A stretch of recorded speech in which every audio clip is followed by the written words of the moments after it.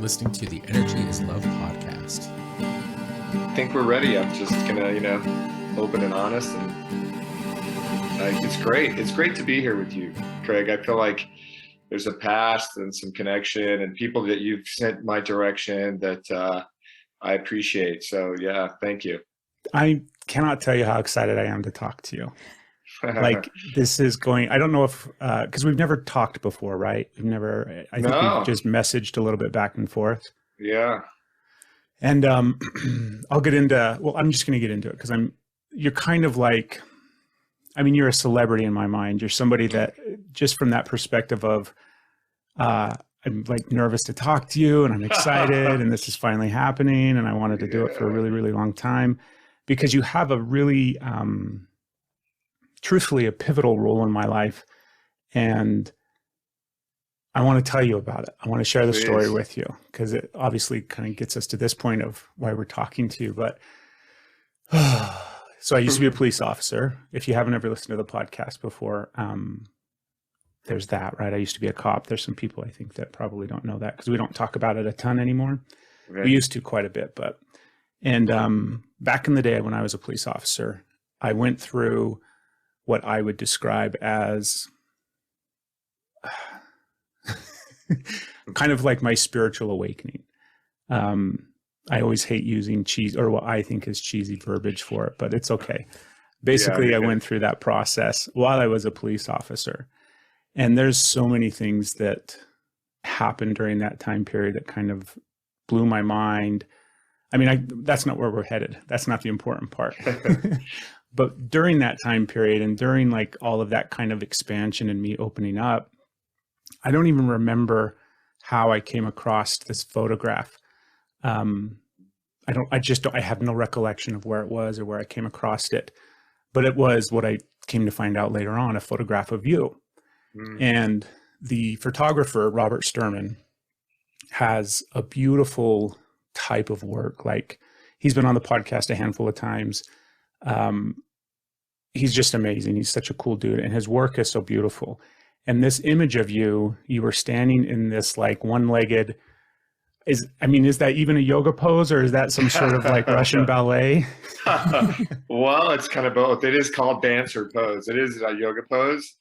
But yeah, it's called dancer pose. So you're there like completely, I'm assuming to like the tip of the, the pinnacle of the pose on this street in the middle of probably, I don't know what, LA or something. Monica, yeah. And you're in your full uniform, full gear, everything. And it was just beautiful. And it struck me in the moment as like this, almost like this confirmation that I could be both. Yeah. Because I was having all of this inner conflict with like, I was turning into the person that I didn't recognize anymore. I was feeling a bunch of shit that didn't feel like, normal for me. And I was full of a lot of anger and rage and all sorts of different stuff. But then I also had this other side of me that was waking up and I was feeling more connected and I was feeling more spiritual and just more of this like heart opening. And it was reflecting in the way that I was policing. It was having an effect on how I was dealing with everything. And so then I see this picture of this badass fucking cop standing there in like this beautiful, beautiful yoga pose. And it's super impactful, man. And it gave me, I think, permission in a sense to own that part of myself that was kind of coming alive and waking up during that time period. Because I really did start to implement and bring like my belief that was forming at the time in regards to energy and spirituality and connection and all sorts of different stuff. I started to really bring that to my work as a police officer. And I think it had a massive impact as well on me in a roundabout way, no longer being a police officer. And I'm so grateful for all of that. And so that's kind of what you mean to me and the impact that you've had on me. And ever since learning. Like I remember you were on, Robert used to do a podcast, and you were on one of those episodes. And that's when I figured out who the fuck you were, because I didn't know who you were before that. I told Robert this story, and he said something about this dude Milo, and he was a badass and blah, blah, blah. But then we went on. And then when you were on his podcast, that's when I was like, oh my God, this dude is so fucking cool. And track you down on social media and start following everything that you do. And so I've just been a huge fan, man, for a long time. It really touches my heart. Thank you. Thanks for sharing that, man. Yeah. Yeah, that photograph, I mean, Robert had become a friend of mine at that point, and it was we actually had done a shoot before, and we had some cool shots, but we were just meeting for coffee like the next day. And he, Robert being Robert, he just looked outside and it had just stopped raining. So the ground was wet, and he was like, this is perfect. This is perfect lighting, perfect situation. Come on, let's go out. And he's like, do a pose. I'm like, but I really wasn't feeling it necessarily, but I'm like, all right, it's Robert, why not? So I busted that out, and then that it went viral. That photograph went viral. It went all around, and I never asked for permission from the police department to do it. And you were in front of your patrol car, right? Yeah, my car was just parked there after we got out, having a meeting for coffee. So it just parked there, and so the Santa Monica police car was in it, and in full uniform, and this picture's going around, and my chief called me in, and she pulled up the picture, turns it around on her computer, and she said, she goes, I found out about this photograph from a friend of mine in Germany who said, who was asked her, who's this guy doing this yoga pose? She's like, what are you talking about? So fortunately, the comments, and she said, fortunately, the comments were 99% positive about the picture. And she said, everything's positive. So, just don't do it again. Which I'm like, okay, fine. And it was just interesting when in doing that, a couple of things happened for me. Even at the police department, there was some people, were giving me a hard time about it. Some people liked it, and it was this up and down thing. And I remember it was really kind of funny. My girlfriend at the time, she told me to follow P. Diddy, of all people. And I was following P. Diddy. I'm sure he probably has someone that works for him, but he had a quote in there. I went in one morning when it was kind of, everyone was finding out about it at the department. And so I was kind of, just going this up and down thing. And P. Diddy had a quote, and he said, if you're over 40 and you still care about what people think about you, stop. At first, that was just the right timing. And I was like, you know what? I don't care. I'm like right at the edge of retirement. They can think whatever they want, And so I just went with that attitude. And I've had several people like yourself come and talk to me. And it's one of those things that I look at that I did that it was bigger than me. I was the guy in the pose doing the thing, but what it stood for and doing the law enforcement and then yoga and kind of the yin yang disposition of that you'd already talked about, and what people took away from it is what they took away from it. I could have been whoever in the picture, but it was what the picture was. And really I attribute that a lot to Robert, for setting that up. But I'm honored to have gotten that opportunity, to do that and to have that as part of my path. Do you remember what year it was when the photo was taken? Oh God, everything's a blur. I don't know. Right. It must be like 2017, I'm guessing, maybe somewhere in there. Does that sound right? 16? Well, 15? maybe 15. 15? Right? I was going to say like 14 or 12 or 15. 13. Yeah, it's Oh been a my while. God. But I'm not sure. Oh my Maybe God. it's a decade ago. I just remember when you found it, Oh. bringing it to me, and you were just like, he was so excited to share this picture of you, and it became a big deal. So, Wow. yeah. God, that's amazing. Now I'm curious. I'm gonna have to look and see. Really since retirement too, I've just kind of stopped looking at the years. I mean, they show up on my face and how I look in the mirror, but it's wow, it's close to a decade ago. It's pretty profound. Yeah, Wow. Yeah. I guess it would be. So thank you. Thank you for being willing in that moment back in the day and time in history to Right. be able to step into that, because it's beautiful.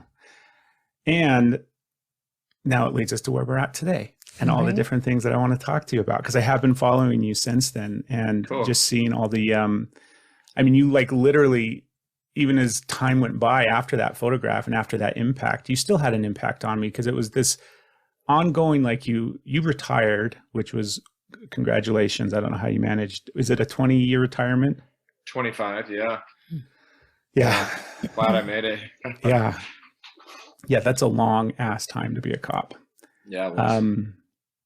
At what point, like, God, I don't want to spend the entire time talking about your history as a police officer, but some of the things that I'd like to hit upon is what that and maybe it wasn't a transition. Maybe you've always been like what seemingly be, you know, to me from the outside is some sort of like badass, spiritual, hippie connected guy that used to be a police officer that still like brings some of that energy into whatever he does. But did you have some sort of transition? Because 25 years in law enforcement, you went through undoubtedly major ups and downs and all sorts of stuff, right? And you had to have changed over the course of that time period. But specifically about like, was there ever a shift between, fuck, dude, it's because I'm trying to consolidate the 28,000 questions that I've been excited to talk to you about down to one fucking question. But did you start to have struggles at any given point in your career with what you were doing as a police officer and what maybe you were starting to like feel inside? Yeah, well, you were saying something, and then when you actually phrased the question, my mind went a total different direction. And there was this time when I did martial arts since I was a kid, you know, so I was always a martial artist, and that really helped me, and it's helped me continue through my life. But then I started getting more into yoga and more into my practice while I was a police officer. And I remember I went on this yoga retreat, and I came back, and I actually went to India, and then I came back, and I had my gun and stuff. I was gone for like 3 weeks. It's a really long vacation. I came back, and my gun, it just felt really dark to me, this dark energy. And I was really feeling conflicted, you know? I mean, it's like this emotional thing, you know? I could still feel that conflict. And then it's kind of it's weird how sometimes the universe, God, whatever you want to say, will put the right people, the right things in your path at the right time, right? And I had met someone who told me about a palm reader, and that's not something that I would normally do, you know? But they said, hey, you should just go. This guy's amazing, blah, blah, blah. It's like, okay, whatever, I'll go. So I go, and it was, again, right after getting back from India, and I go see this guy. He's Indian. I go into his house, and he's just got a smile bigger than his face, just this big, happy, nice. His energy was amazing. And then I go in and sit down with him, and I see a picture of Amma, who is Amarita Yandamai Deve. She's a guru from India who goes around the world hugging people. She's the hugging guru. She's incredible, and I've been hugged by her, and so I see a picture of her. And I thought, okay, that feels good. And I asked him, I go, oh, it's Amma. And he goes, oh, yeah, she's my friend. We grew up together, blah, blah, blah. Oh, this guy's legit already. And so, and his dad, apparently he comes from a lineage of palm readers. And his dad read Gandhi's palm. And this guy being in LA read like, you know, Arnold Schwarzenegger's palm and a bunch of celebrities and blah, blah, blah. But anyway, we sit down, and he starts to look at the palms, and one of them, and I don't even remember in this moment, one of them is your past, and one of them is your present and future. And he looked at one of them, and he didn't know anything about me. I didn't tell him I was a police officer. I didn't tell him anything. I just went and saw him. And he looked at my palm from the past. He goes, oh, in your past life, you were a monk, very spiritual path in your past life. And that resonated, felt good, right? Like, that's cool. I was a monk. And then he looks at my right hand and my present and future. And as soon as he looks at it, he goes, oh, in this life, you're a warrior. Yeah. And then he keeps looking, and he goes, but you're not a warrior. You're a special kind. And I said it to him because that's the way I've always felt. I said, I'm a peaceful warrior. And he said, yes, you are a peaceful warrior. You wouldn't, you would do what you need to do, but you're not going to kill without thought or violence without reason and without feeling and without connection. And then I started crying. I was crying a lot. The whole time I was there, when he was telling me these things, tears were just coming down my face. It was really interesting. And at the end, he shared with me a number of things, but one at the end, and he said, and your tears are not your weakness. Those are your strength. Oh, Yeah. And I've always, because I feel like when I was little, my dad would be like, stop your effing crying. I'll give you something to cry about, kind of thing. And I was trying to always, and as a cop and different things, like I would feel emotions coming up and I would always be suppressing them. And so for him to tell me that was my power and my strength, not my weakness, then that really more tears, just flowed. But then at the end, he said something that was so powerful too. He said, you need to embrace your warrior. You are a warrior, and you need to embrace your warrior. And when I walked out of there, I felt so powerful and empowered. I went right to Krav Maga, I was like, punching and hitting, and I'm like, I'm a warrior. And then the last thing I want to say about that, because it was kind of a few nights later, I had a dream. And in this dream, I had a sword, and I was in battle, and I was fighting. Like all kinds of people are coming at me, and I'm with a sword, and I'm killing people and slashing in battle. And at the end, I look around, and there's bodies around me, and I have the sword, and I just fell to my knees and started crying. And it was really a profound moment. So I've learned to embrace that I'm a warrior, but I'm like this peaceful warrior. And, I've often said that I want to protect the peaceful people, and protect that class and come in peace and love and compassion, always bringing that forth, first, but then always being willing to protect. Even I heard an interview with the Dalai Lama. Because this guy had 10 questions to ask the Dalai Lama, and one of them, I was so glad he asked it. He said, if someone had attacked you and tried to kill you, would you defend yourself? And he's like, yes, I would defend myself. And I love that. I was like, yes, the Dalai Lama will defend himself, and I'll help. So I'm there to defend those people. I'm there to defend the meek and the humble and the loving and compassionate people. The fact that those are the people that that I'll stand up for. So yeah, that was one of the very pivotal moments in my career for sure.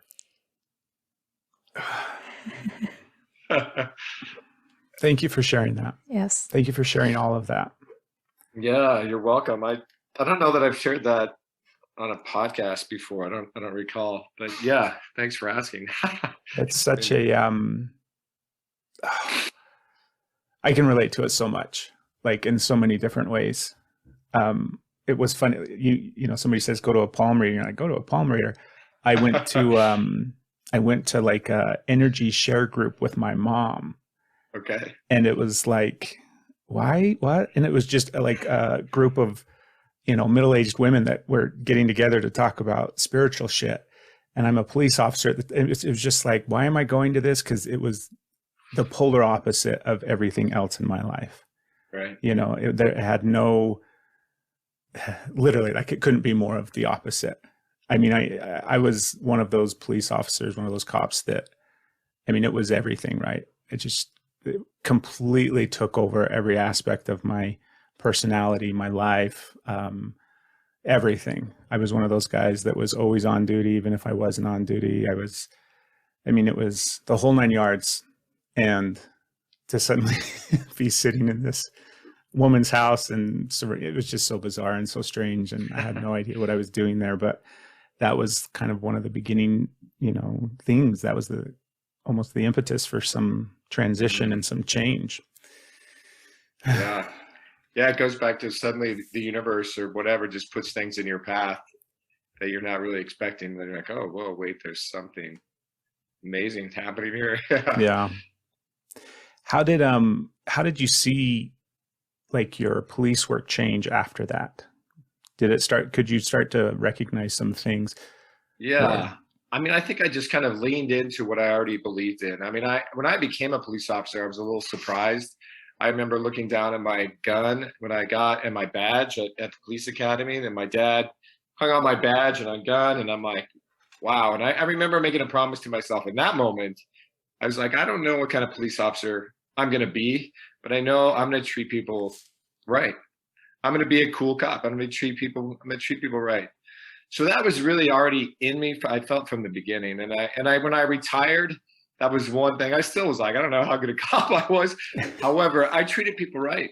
You know, I really did. I felt like everyone I came across, and I feel like I just started doing more of that. And I was always a trainer and trained officers in defensive tactics, anything on their belt, you know, except for the gun. I took taser and baton and hand-to-hand Krav Maga and nunchucks, even all that I trained people in. But I also started doing a thing towards the end, even more de-escalation, more, well, how do we talk to people? How do we really connect with people? And I started leaning into that even more. And I remember I created my own game at work where whoever I came in contact with, I tried to have a positive connection with them. And if someone was like, F you, and like all upset, I'm like, oh, game on. Like, this is the guy I want. I'm going to try my best to try. By the end, we're going to have some kind of a connection, you know? And it didn't always work, but that was the game. And it was rewarding. And having said that, I heard he was a CHP and he became an attorney, and there was a trainer. Oh gosh, his name is not with me right now. But anyway, he once said, and I heard him say that as a police officer, we have to treat people like $1 million and have a plan to kill them, which sounds really harsh, yet it's the truth, you know? So I would treat people, and I felt like the better I was at defensive tactics, then the more I could relax. So I'm like, hey, buddy, what's going on? You know, you doing all right? So I'm asking, and I'm really looking and connecting, but I'm also, does he have any weapons? Where's his hands? What's he doing? And I'm always in the back of my mind, one step ahead of that game too. So it really, I feel like as a police officer, there's this really the yin yang, that balance that you really is important to have. If you're just that's why it's so difficult, because if you're just a monk and a peaceful person, and then you go out there and there's bullets flying and stuff's going down, you got to take it to them. That's a warrior position. So it's really this balance, you know. It's difficult. Baby, my mind's overloaded. I cannot being able to talk to you and hear another police officer talk about the truth of his experiences.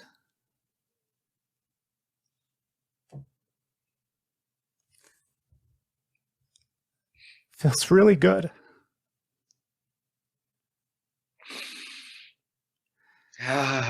It's been so fucking hard to not be able to talk to any of those guys. And I know what they're thinking, and I know why they're thinking it, and I know why they can't talk, and I know why it's hard.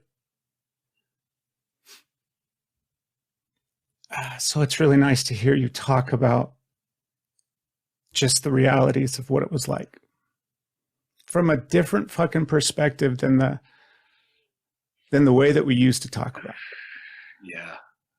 And the way that we used to internalize it and ignore it and disassociate from it and hide from it.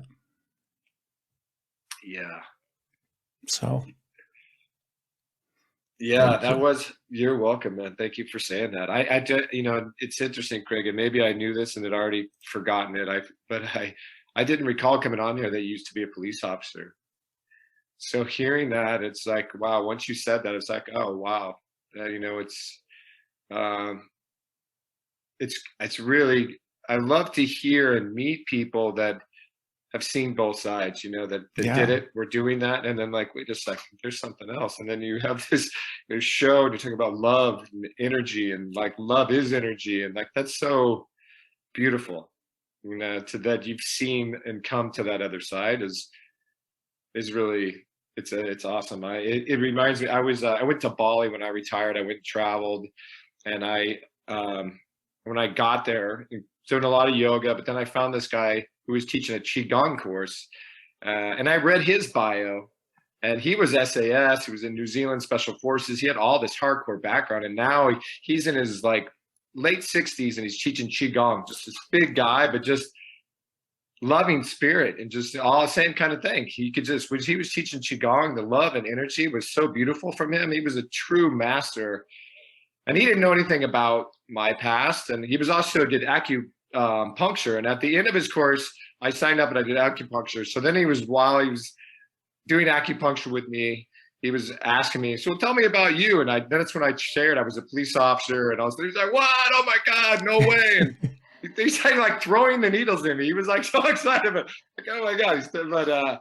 And he said that same thing. It's so nice to see people that really venture onto both sides, that do that. He's like, I go to the beach and I'm, he's doing Tai Chi, but it's this combative type of Tai Chi that he still practices, but then he goes and teaches, Qigong, but he's this well-balanced, individual. And I think it's important. And I think for that line of work, it's important, and it's difficult. And it is rare to find people that have like looked into that other side and balanced themselves out. Yeah. I've met one now. Yeah, we're out there, but I feel like it's becoming more. The good news is I feel like it's a lot of pushback from the public. Is that this pushback in regards to police reform? When I heard that, I'm like, I'm all about that. I'm okay with police reform. Let's look at what we can change in law enforcement. I'm not about defunding. I mean, if you want to reform something, you've got to throw some money towards it, to me. However, I'm open to that. And I just worked with a program called Pathfinders Resilience. That's an organization that I got invited to go and do some work with. And I was a mentor, and it's a really beautiful program.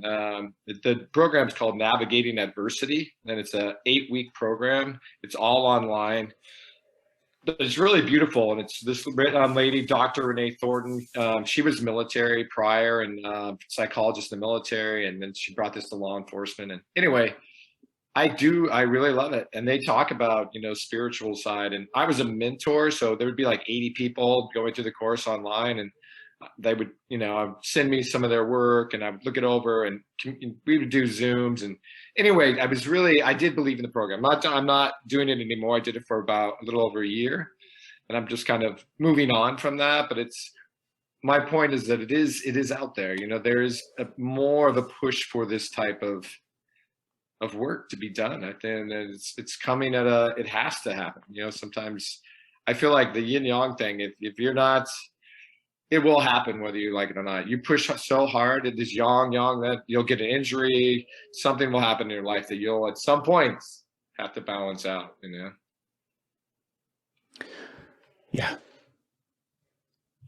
How are you allowing your peaceful warrior to shine and be seen now? What does that look like for you now? Yeah, it's interesting because I'm a little still hesitant, to be honest. I've been having I'm doing Wim Hof, which is this deep breathing, which I love. I'm happy that I found that as well. And so it's three things. It's deep breathing, breathwork meditation, and then cold exposure, ice baths.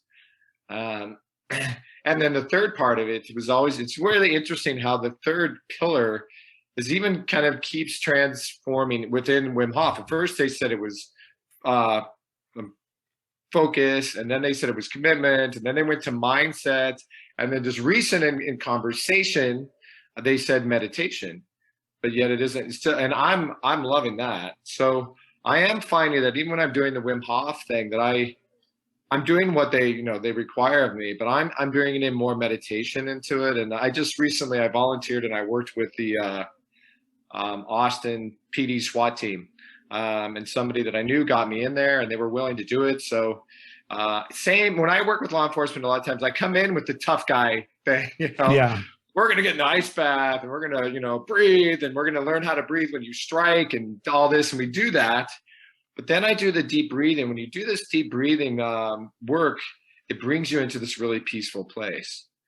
And so what I've been doing at the end of that is I have them sit up, keep their eyes closed, and then start thinking. And I do this love circle meditation. And I have them start thinking of the people that they love directly their small group, their wives, their loved ones, their family, and anyway, and just start, and themselves, and then you just keep working that love circle out. How big can you bring that out? And it's so wonderful to do that, to sit with police officers, here I am with the SWAT team, and I'm having them sit up and think and spread love in their mind in a loving meditation. I don't tell them that shit's going to happen. That is not that's not on the outline. Loving circle meditation is not on the outline, but I bring that to them, and it's awesome, and afterwards they open their eyes, you can see tears in these guys' eyes, and it really brings it, to the love. And I heard somebody once say, when you're training people, to give them 90% of what they want and 10% of what you want to give them. And I find that that's what I do. Okay, give them all this, and then I'm going to give them a little 10% of this, this loving thing. So I am doing that. Yeah. That's a good example. We're really in, I obviously I know that you're a Wim Hof instructor. We are very, very familiar with the method, and we go through rounds of lots of ice baths and then rounds of no ice baths. We're trying to balance it out, right? Yeah, I hear you. But it's something that I'm excited to talk to you about. I have one other question that I want to ask you in regards to law enforcement, because I don't want to monopolize the entire, the opportunity to speak to you isn't just because you used to be a cop. Now I forgot my question. After you, you retire and you're out of law enforcement, has there been things that you have almost done a 180 with in regards to your perspective and view? So as a police officer, you kind of see things a certain way, and good or bad, right? It's just how you ended up seeing things as a cop over the course of your career, and seeing how, police officers do things, and having a complete understanding of why or how, or you can understand and relate, just all of that. And then, 4 years, 5 years, 6 years, 7 years later afterwards, what has shifted and changed, and what's been some of the really big things? And maybe there hasn't been, maybe you still kind of see things or see law enforcement the same way. I guess one thing, and I don't know if this is exactly what you're asking, but what comes to mind, one thing is, my life, one of the big things is I'm not seeing the violence. I'm not seeing dead bodies. I haven't seen one dead body since I retired. And I'm okay with that. And it became such a norm. You feel like that's normal. Seeing dead people is normal. And then you're I'm it's not normal to see these people, car crashes, and people that are just, kids and women, families, whatever, and shootings and suicides and whatever, and seeing this horrific things. So my sense of what is normal is, it's wow, quite a bit fucking different. Yeah. So when I would teach them too, I taught another program when I first retired, called Mindful Breathing and the Art of Keeping the Peace. And I had a grant, and I went and taught a bunch of people. And that's one thing I would say, guys, it's not normal to see dead bodies, and it becomes the norm. So a lot of the things that we get disconnected as officers, as people, and they kind of teach that disconnection and seeing people at their hardest, and whatever, domestic violence, and just all the worst. And that we just kind of keep pushing it down and pushing it down. And so I think as I've retired, just some of that comes bubbling up sometimes, and I reflect on certain scenes that at the time we just okay, let's go have lunch now. And it's without really taking that on and just pushing it down.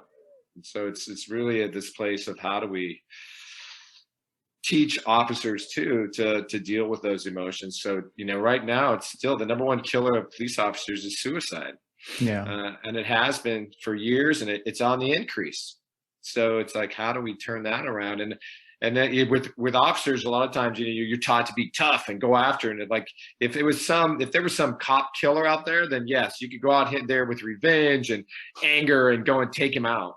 But when it's yourself, revenge and anger towards self doesn't work, you know. It just perpetuates the problem. It really is love is the answer. That I don't ever remember going through any portion of like the academy or training or anything like that and realize, or like anybody telling me that, hey, you're going to see a lot of dead people, like a lot. And that's going to be like something that you do on a regular basis. And they're going to be in every possible imaginable way that you can imagine a human body to be. And that was a really, really, really difficult aspect of doing the job, of going to the, because it used to be, you talk about like, oh, let's go to lunch now. I tell this story, I think I've told it before on the podcast at some point, but to give context to the coping mechanism of disassociation in order to survive that police officers do. I mean, I haven't met one that hasn't done that. I haven't met one that isn't kind of disconnected and disassociated because of the fact that, you know, it's how you survive. So I'm saying all police officers, but maybe there's a guy out there or a lady out there.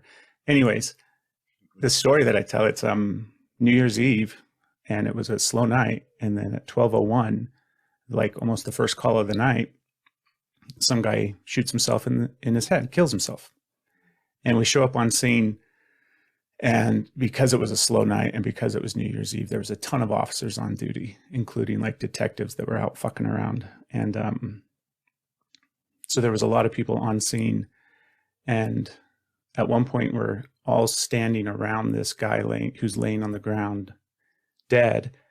And we're cracking jokes left and right about every aspect of this guy and the experience. And like one of the superior officers, or, you know, not superior, and a higher up in seniority, was kind of joking and directing one of the newer guys to check his vitals and see if he was still alive, when clearly he obviously wasn't, because he had shot himself in his head. So that, like, sitting there in that space and joking and laughing about it, and then years later having like immense pain when I would go to those calls and experience those things, and having such like almost like reverie over the experience of being there at that time and place. But it was all shitty. Like you said, you're not supposed to see dead people all the time. It's not normal. Yeah, and I think you're right. It's like a coping mechanism is to joke about it. However, then there's this, it can come back at you, the reality of it. You start taking that stuff home, and it could affect people years later. You know, like you said, like you'll remember that scene forever. And then you start really humanizing this guy that's lying there. And I do remember at some point in my career, and I don't remember exactly when it was, but I would go on dead body calls, and I started, and, you know, and in Santa Monica, no matter how someone died, it could be of natural causes, an old person, it could be suicide, whatever it is, we went, you know. And I remember I just started, as I would go, like, we'd have to call a coroner, and we'd have to hang out with this dead body for a while sometimes, you know, get a hold of the family or whatever it is. And I'd already started my own meditation and prayer practice. And so I started my own practice of just praying for this person's soul. And I just started praying for them and meditated and prayed for their soul, that they, you know, that they go to a higher place, that they, you know, go to heaven, whatever it is. I would pray for this person. And it was, and I realized that it could be a homeless guy in the frickin' gutter that just finally died. And I was like, I got to this point where I saw I may be the only one that ever says a prayer for this guy who just passed and died, you know. And And I became a training officer. I was just couple of different times I was a training officer, and I started training my trainees that. And I would tell them, I go, look, this isn't something you have to do. This isn't, you're not going to find this in a manual anywhere, but this is something I do. And I tell them, I say a little prayer for the body. And then, so are you okay with that? And every single time as a training officer, I never had a trainee that didn't go along, and feel that. So we would just sit and say a little prayer for this person, their life, that they transition to a better place. Yeah.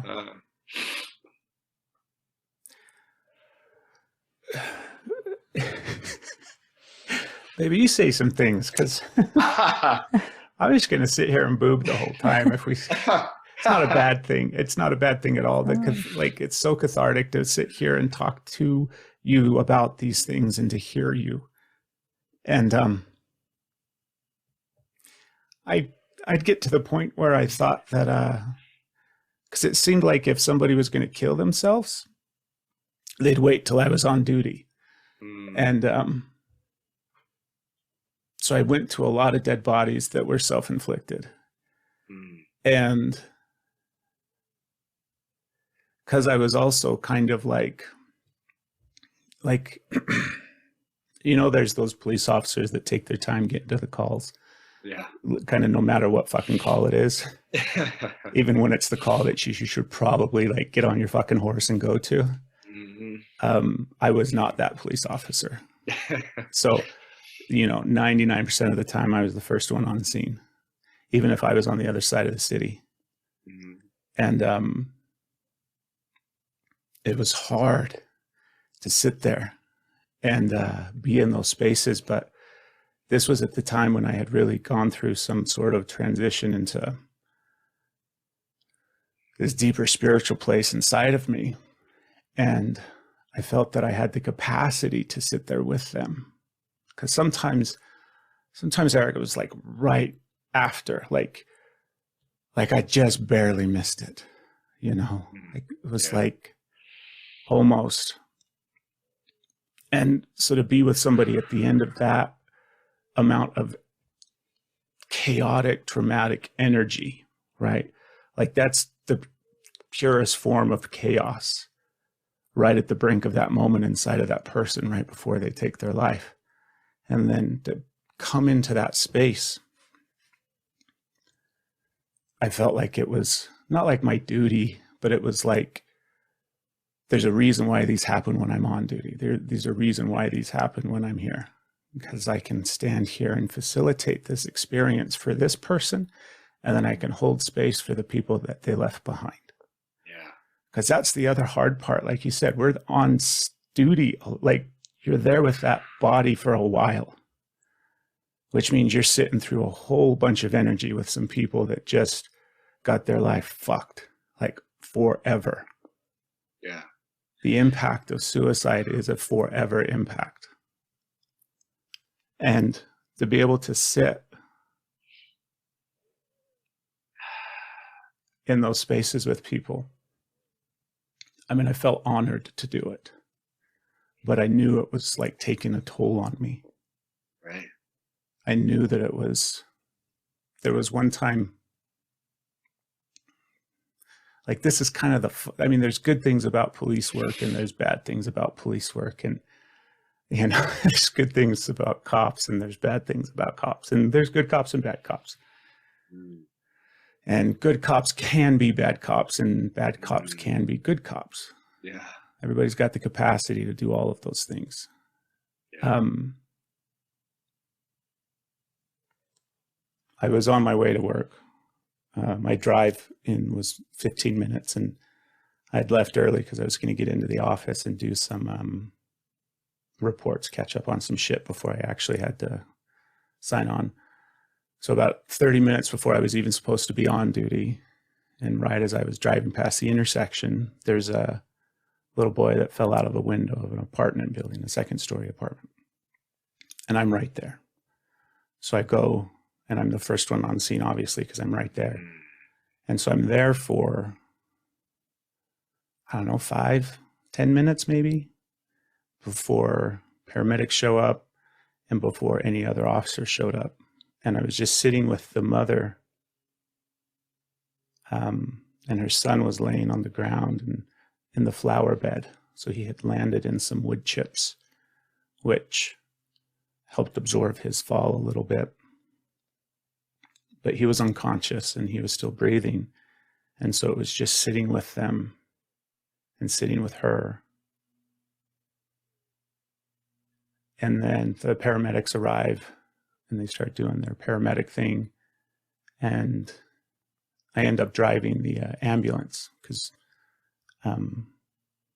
sometimes that's just kind of the way it worked out. All the paramedics had to work on who was ever in back because of the situation. So they needed everybody to kind of be hands-on, which meant somebody had to drive the ambulance. And so it would drive over to the helipad and they lifelike the little boy into the city. But like that to me was an example of like, how the fuck am I here? Like, I'm here for a fucking reason. Do you know what I mean? Yeah. The only reason I drove down that way was because the train was at the tracks. So I would have been stuck at the train tracks for a while. So I took a different way than I normally do. I went into work earlier than I normally go in. Like everything about it was, you know, in my mind for a reason. And I get done with all of that. And then, you know, an hour and a half later, I actually start my shift, but I'm so fucked up because of the experience and everything that it brought up inside of me because of so many similar experiences. And I go to my sergeant and I'm like, dude, I'm like fucked up. Can I go home? And he's like, no. So I had to work a 12-hour fucking shift after that experience. Yeah.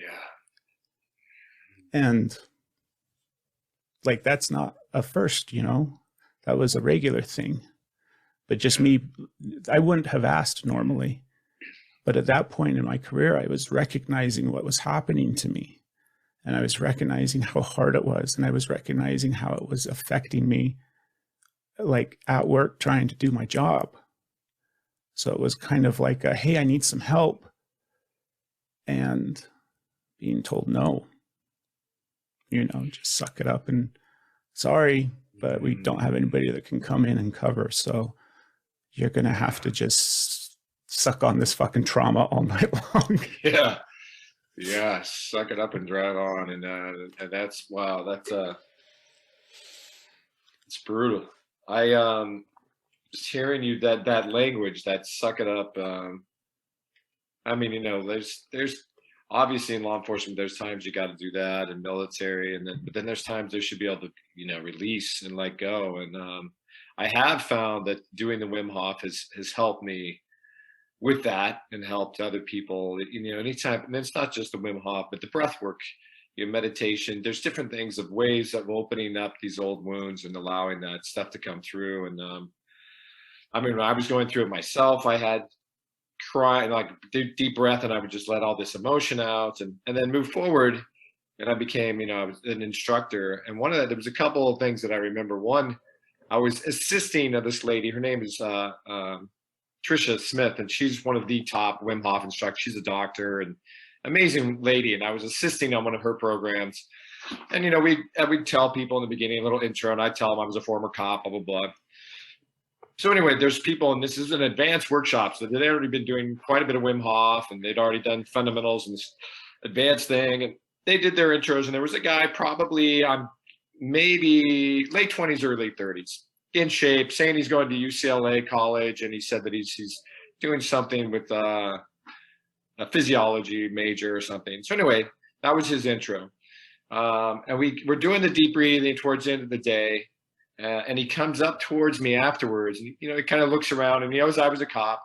So he goes, man, he goes, I didn't tell anybody this. He goes, but I was a Navy SEAL. And he goes, and I've got a lot of stuff, man. And he goes, you know, and I was doing the breath work, and I was feeling it, and I was feeling these emotions coming up. And I was like, yes, I'm going to have this release. You know, so I feel this release is coming. I'm going to be able to cry. And all of a sudden, this little voice inside of his head was like, suck it up, man, suck it up.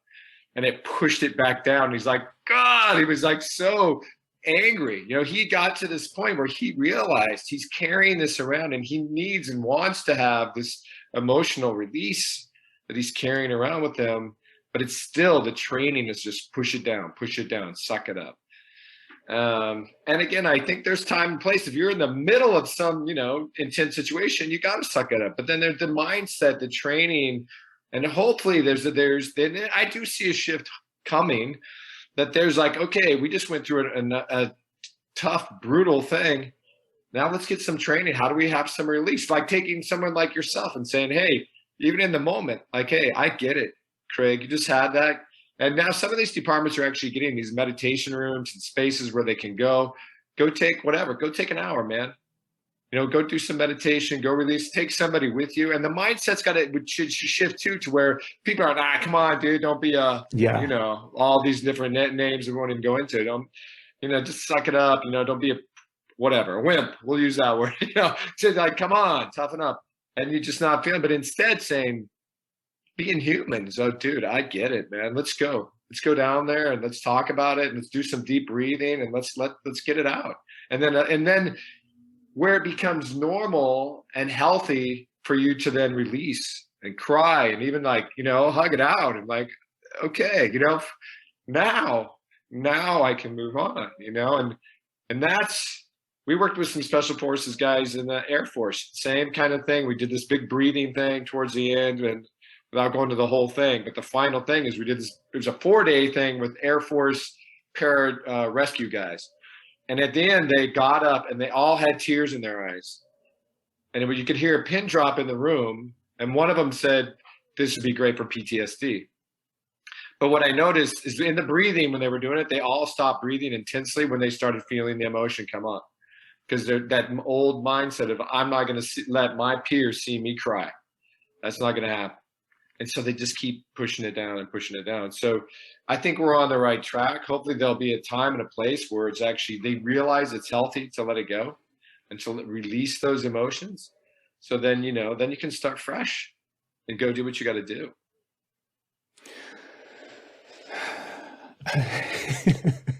Yes, to all of that. That's exactly what we should be doing and what society should, mandate. I want to know I think the people that end up going through the entire process to become a certified Wim Hof instructor have to have some massive, like, what the fuck triggered that experience in your life to suddenly devote that much time and energy to Wim? Because we know a couple, one of my really good friends is a certified instructor. And I think it's like a special thing. Wim has managed to do something, I think, that is like sending out that big love energy that's him, I think. And then it just finds the right people. And then those people pick it up and have to like build it up inside of them and then shoot it back out around and then just start spreading all of it. Because that's what it feels like when I think about the Wim Hof method and the people that I know involved in it. And, you see those crazy videos of Wim and his whatever the fuck he's doing. Yeah, he's awesome. He's really funny. But I want to know what your like the impetus for it and the meaning behind all of it and how much it's changed your life. Yeah. Thanks for that. I got introduced to it right towards the end of my career. I was already doing quite a bit of yoga, and I'm always a seeker. I was already learned some breath work. I had just went through another practice. God, it's escaping me right now. But anyway, I was searching, and maybe it'll come to me. But I was looking for different ways, and I went through a deep breathing program that was, but it was really kind of yoga based and pranayama, and I loved all that. But bringing it to law enforcement, it wasn't. I knew there was this bridge that needed to be gapped, to really bring it. So anyway, I was doing some training with Arizona SWAT guys, and we were doing some cross training. And one of these guys, he was a typical SWAT guy. He's probably 6'3", 6'4", 200 plus pounds, ripped, and just, a tough, badass dude. But what was interesting is he started talking about breathing techniques. And he's the only other police officer I'd ever heard talk about breathing techniques. But he was talking about, one was the Spetsnaz, the Russian special forces. And they do a breathing technique that's very similar to breath of fire, but it's actually a breathing technique to pump you up, to clear your mind, get you focused and to pump you up. And I just went to this yoga class, and they do Kalabate breathing, which it's all, belly. It's this real fast rush breathing. So anyway, but he was talking about that. And it's like, oh, that's interesting. So I started talking to him at the end of the thing about breath work. And I was telling him about some of the stuff I did. And then he's the one that told me, he goes, well, if I was ever going to do a course, I would do Wim Hof. He had never done it, but he goes, I would do the Wim Hof course. And as a seeker, that's all I needed to hear. I'm like, Wim Hof? Okay, what's that? How do I spell it? And so I wrote it down, went home, Googled it, and then Wim Hof shows up, and then there's all these videos of him. This is like 5 years ago, so he wasn't as obviously as popular as he is now, but he had already had 26 world records. He was climbing up mountains in nothing but a pair of shorts and swimming under, frozen ice beds. And I was like, who is this guy? Look at this guy. And doing the breath work. And so I signed up. I think like that night, Googled him, see him, what can I find out? Okay, there's an online program. Boom, I did the online 10-week thing, and I was in. And the 10-week thing was great. It comes on once a week, and there's a video, and he's like, all right, guys, and like you said, his personality is so amazing. I'm like, I love this guy. He's funny, but he's very knowledgeable. He's powerful. He's just this great mentor, this icon. So I do the 10-week thing. And then there's an advanced program in Beverly Hills. So Wim would travel around, this is before COVID, and he's traveled around the world doing advanced workshops. So there was one in Beverly Hills. I signed up. I go to that. And I've been doing cold showers, but I had not done an ice bath yet. And I did the advanced program. At the end of the advanced, the weekend, we do an ice bath. And we get in the ice bath, and it was not impressive. I was not impressed by myself. I was embarrassed by my performance. I mean, I did it. We went for, I think, 90 seconds or whatever, but I was the whole time, it was embarrassing. I tried to before, like, I'm not going to look cool. No, it's like the ice just shamed me. And I left it, and I was like, okay, you know what? That's good enough for me. I don't need to, I knew there was like an instructor's program at the time, but I'm like, I think I'm good with the advanced. I think I've learned what I need to learn, and I'm moving on. But I'm still kind of on the fence. Man, maybe, I don't know. But anyway, then I go to an academy. It was a 25-year academy reunion, and I went to that, and I see some people that I hadn't seen in a long time. And there was one female that I hadn't seen since the academy. So it was like 25 years or whatever. So I'm talking to her, and she's asking what I'm doing. I'm like, oh, I'm retiring. And I start telling her about the Wim Hof thing. And then I tell her, I go, oh, so what do you do? What have you been up to? And it was all about me. I'm like, what do you do? And then she was like, oh, I'm the chief of police. I'm like, oh, wow. Okay. So, and she said that if I would go to the instructor's program, that I could teach her officers.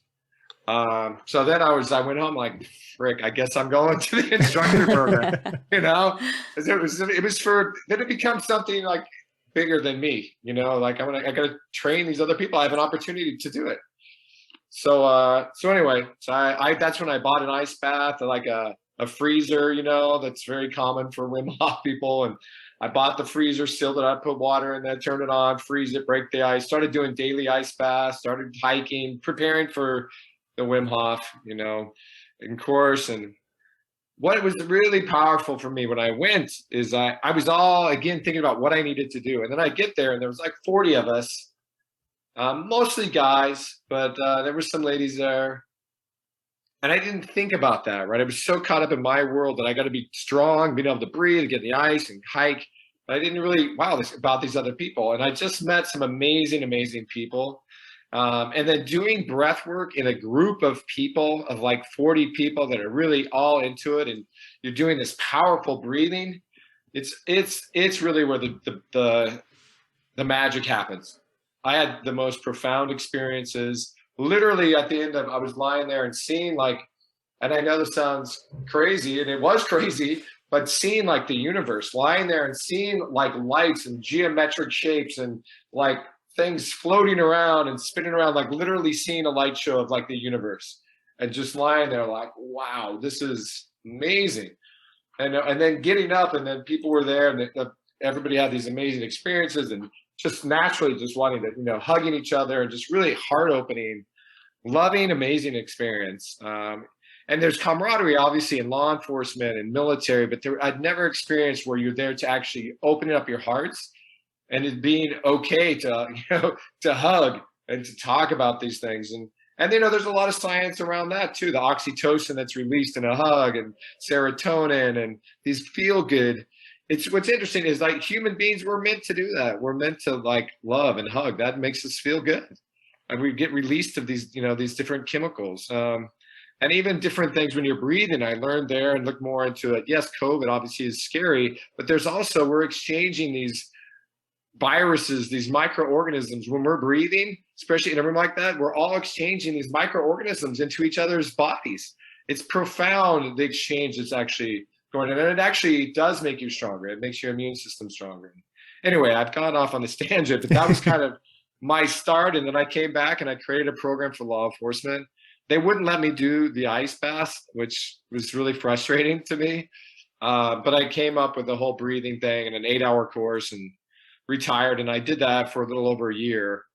And we had a grant and I went around and trained at different police departments and trained them in different breathing techniques. And so that's kind of it. That's kind of my Wim Hof path. And I'm in the flow. I'm just kind of like taking what comes to me. I just did 2 workshops in Fort Worth last weekend.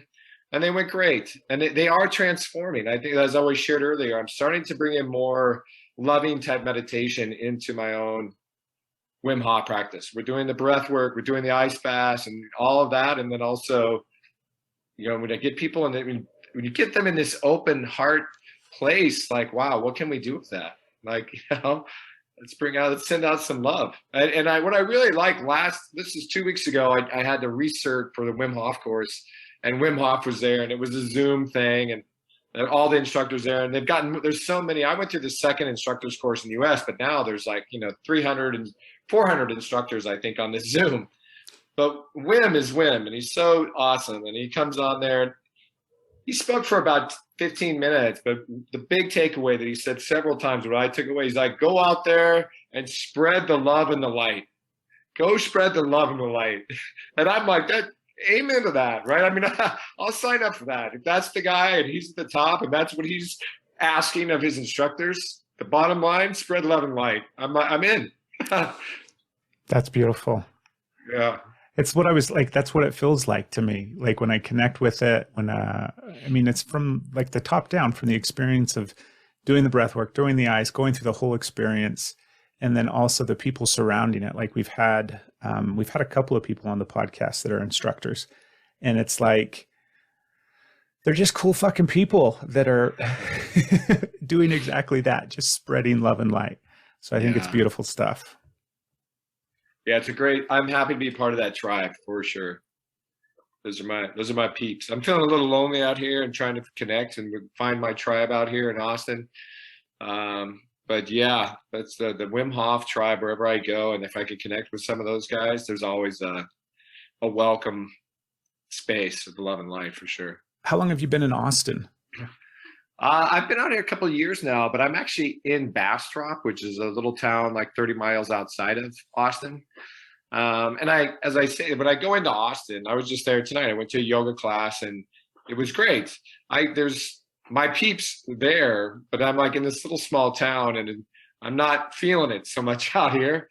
But it's interesting. I had a conversation with somebody today over lunch, and I do feel that I've been a little bit hesitant about becoming a leader instead of looking for a tribe, like creating tribe. Like when I was in the civilian world, like when I was a cop, my yoga instructor a lot of times would tell me, because I felt more at home with my yogi friends, and I would go with the cops, and it felt, you know, weird. But she's like, you're the bridge. There's a purpose, like you were saying. Like there's a reason that you went to all these suicide calls. There's a reason that she's like, there's a reason you're there. So I felt like I had a purpose, was to bring the love and light there to the officers, to teach that and to bring that there. So I'm feeling a calling for that again, and I'm a little hesitant, but to bring the love and light here to this place where I'm at. There is no yoga school here. Well, frick, okay, start teaching yoga to people. You know, bring it to them and to step into that. instead of necessarily finding my tribe, like opening up and saying, hey guys, come on, come here, let's do it. So I am going to start opening up my own house and different things here. That's exactly what Stephanie said like a month ago. She had that same epiphany of like, you know, we live in this very small town. I mean, it's small relatively. I think the population is like 15,000 or something, but it still feels very much like a small rural community. Right. And there's aspects of it that we love, and then there's aspects of it that we absolutely hate. And the narrow-minded viewpoints and just that mentality that comes with where we live, it's hard and it's frustrating. And sorry, I pointed at you because you're the one that said that a few weeks ago. Right. I resonate with you too on that feeling like, still kind of scared to do it. What's holding you back from that? It kind of goes back to thinking about, I thought about the other day too, and I'm glad you guys have brought it up, like the P. Diddy thing. I'm worried about judgments. I'm worried about, what will people say?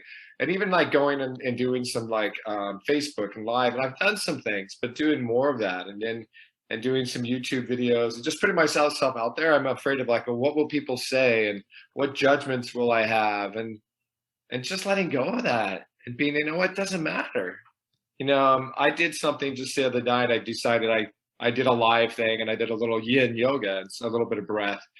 And I was nervous, the time doing it. And going back to my tribe, there's a couple of guys. There's one guy named Bob Suler, who just such a sweetheart of a man and powerful, great guy, and so supportive of me. And so he came on and he watched it and he was like, oh, that was so great, just what I needed after a long day, just so positive. And a couple other comments of, people being positive.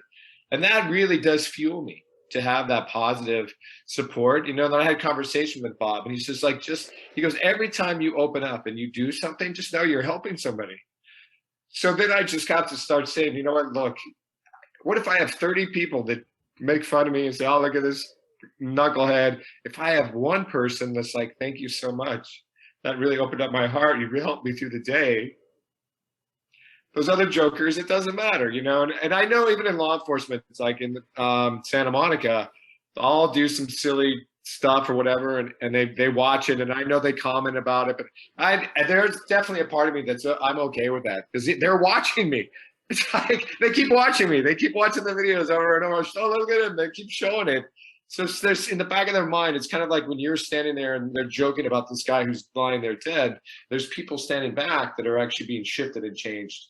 So I feel like if I got to put myself out there and not worry about my ego and not worry about what people say. But that's what's holding me back is, oh, well, what will they say? And it really comes like, who cares, But that's what's stopping me, to be honest.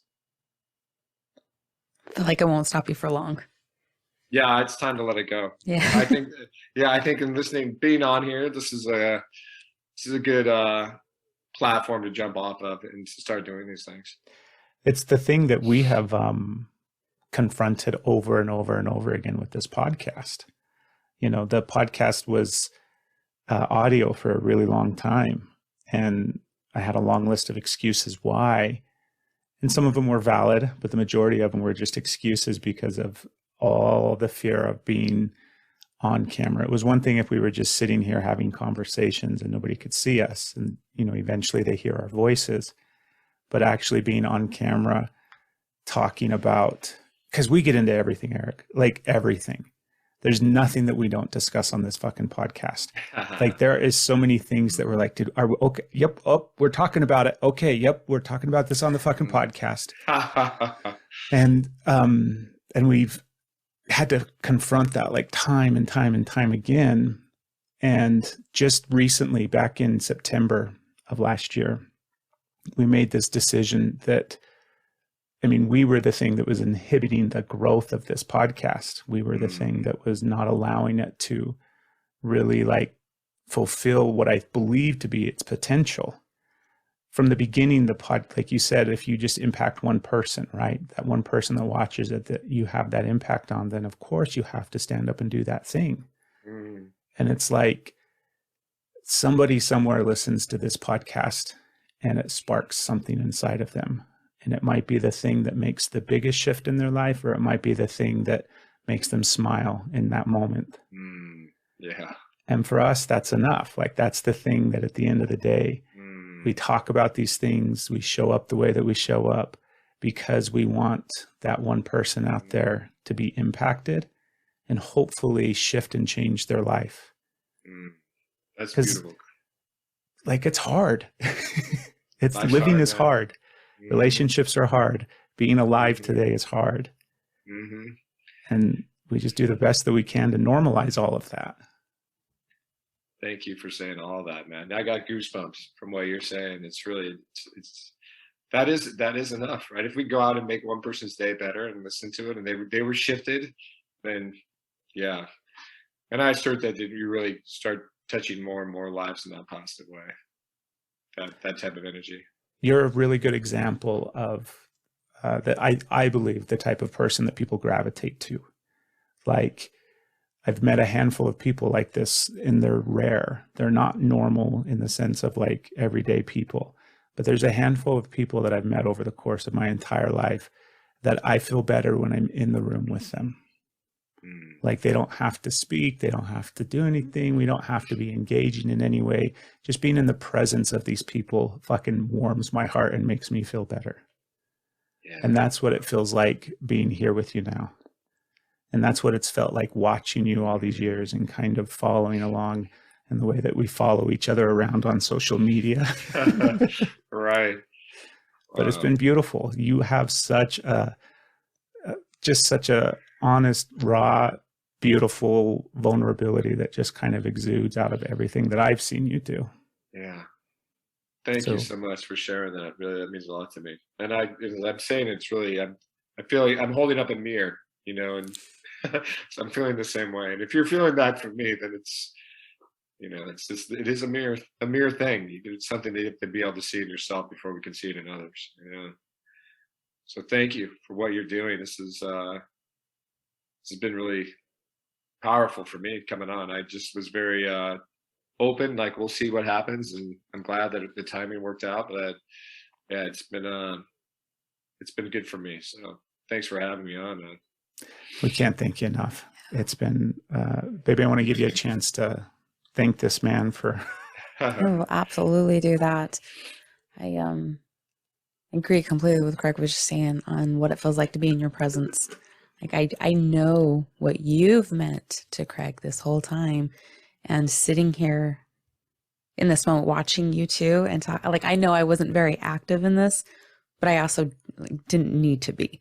That was such a moment, and you guys were on such a flow and just opening up and having that connection.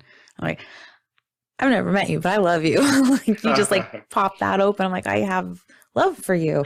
And like, this is you very much have that effect. And I'm super grateful that you are here and that I got to meet you in this. And then we get to have this moment, and all of the people that are going to listen are going to be touched and have a part of their hearts open up just from listening to you. So thank you. Thank you. Thank you for that. Yeah. And I would say that your presence, I'm talking to Craig, but I also could feel with Craig's like, hey, babe, like, what's going on? Then he's like, okay. Then he's back in there. She knows the impact. It's like, I know that this has been massively impactful for me, and I know she can feel that. And so I know she's like, oh, hold on, sweetheart, it's coming out. Like, it's been a lot, but it's been beautiful, man. And I can't thank you enough. Yeah, you're so welcome. Right back at you. Thank you. Is there anything, like, obviously we're going to share your social media and everything like that. We're going to promote the shit out of the episode when it comes out and all that kind of stuff. But is there anything else that you want to highlight for the people that are listening, or anything special coming up? We do have a lot of listeners down in Texas, actually. Yeah.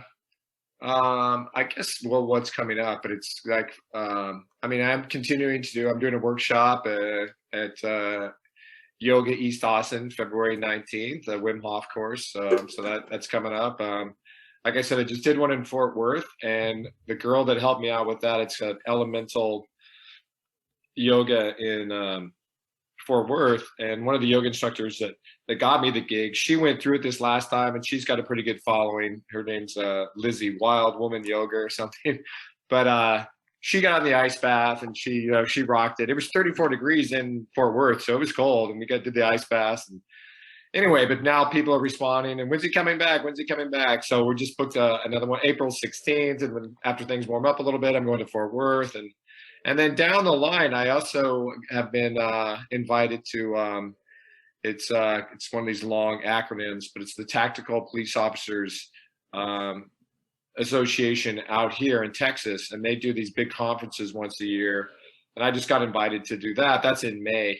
So that's for all, tactical officers. Any police officers can go. And actually, it's not just officers. I'm not sure all the criteria, but definitely officers can go to that. So I'm going to do a day with that. And I'm excited that I'm starting to do police things and bringing the ice. They're opening up to that. So we're going to do some breathing, and we're going to do some hoorah tough stuff, some Krav Maga punching and gun retention kind of things, and room clearing and movement. And then boom, and now let's get in the ice. And then definitely, again, when I don't put on the outline, and I hesitate to say it, but there's going to definitely be some love flowing, Yes. and connecting in the room, So that's happening. And I'm really just trying to stay in the flow. I've been writing this book for quite some time, but I'm starting to really get in the flow of my writing. So, I got that going down. And anybody coming out to Bastrop, hit me up.